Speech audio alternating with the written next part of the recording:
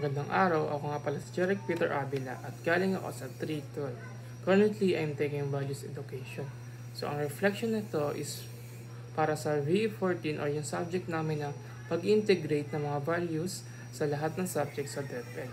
So, ang napunta sa akin is arts. So, yung insight ko doon is di naman ako nahirapan mag-insert ng values sa arts dahil yung arts is expression your emotion or language to express your emotion.